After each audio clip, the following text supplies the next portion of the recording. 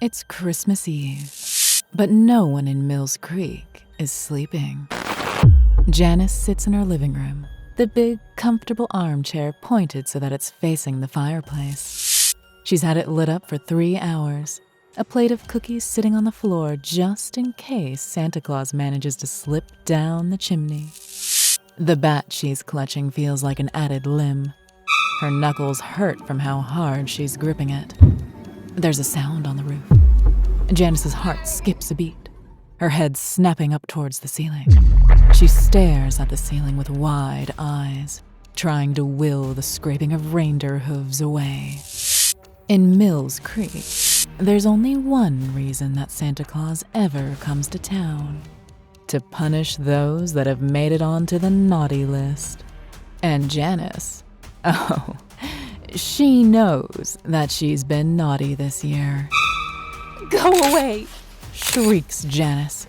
Get out of here!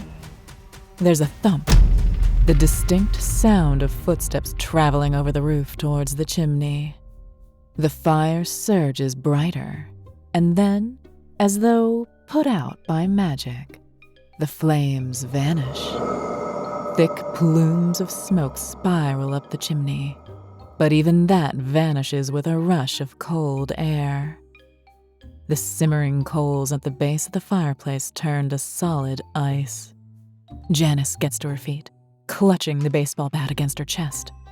Her fingertips are starting to get cold as the chills of the true north spill into the room. I didn't do anything to deserve this. I just stole a few things. People do that all the time, okay? I don't deserve to die just because I can't afford nice things. Janice screams. Her words are drowned out by the noise of something coming down the chimney. Clouds of soot spill down onto the frozen coals. Finally, a human boot comes into view, and then a second one. Though there's no way for a person of this size to actually travel down the chimney, the man itself soon comes sliding through the stone. He magically appears in front of the fireplace, his suit perfectly red, the white fur lining of it perfectly clean. The thing is, this man looks how the books have always claimed that he would. His cheeks are rosy, his eyes are bright, and he's got a jolly belly. There's a sack in his hand made from red cloth and tied with a gold rope. He looks over at Janice, and there's a spark in his eyes. But it's anything but friendly. Please, says Janice, taking a step backward. Just eat your cookies and go. Santa Claus steps over to the plate, bending down and picking up a single cookie with one gloved hand. He looks it over, rolling it this way and that. Janice knows they're good. Her aunt made them, and she runs the Mills Creek Bakery.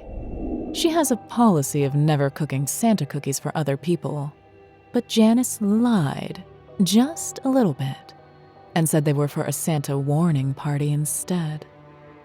Still, Santa Claus holds it up to his face and sniffs the cookie. Then he crushes it in his hand and drops the mess onto the floor. He turns to look at Janice, totally silent, steady in the way that he moves towards her.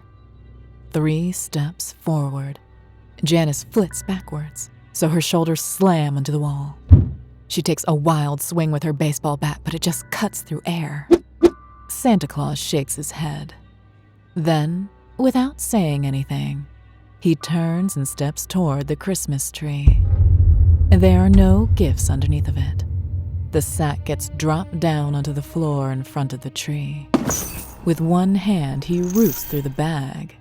He pulls out a gift without even looking. The package is wrapped in bright green paper with a red ribbon tied around it. The box has a single tag on it, with Janice Brown written on it in a looping cursive. Santa only leaves 2 types of gifts in Mills Creek: the type that kills and the type that makes you wish that you were dead. Something inside the box rattles. Santa Claus turns back to Janice, holding a single finger up to his mouth and making a hush sound, as though he's trying to convince her to keep a secret. Then he winks and vanishes from sight. There's another thump on the roof, the jingle of bells, and then nothing. If not for the gift, the frozen coals, and the crushed cookie, no one would ever have known that he was there. With bated breath, Janice makes her way over to the gift. People have tried destroying the gifts before. They've tried just getting rid of them. It only makes things worse. The only thing that one can do is open them. So Janice lays down the baseball bat, and she slowly undoes the ribbon. Not a single sound emanates from inside the box. Whatever it contains must not be alive. That doesn't mean much. The paper is unwrapped next, until she's looking at a nondescript cardboard box.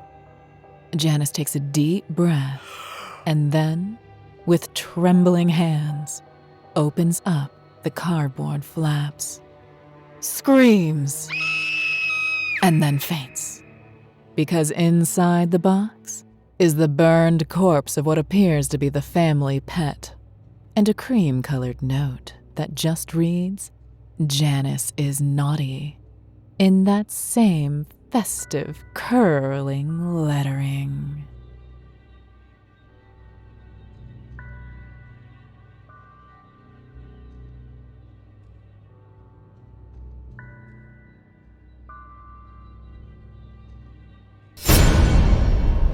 Subscribe today or beware.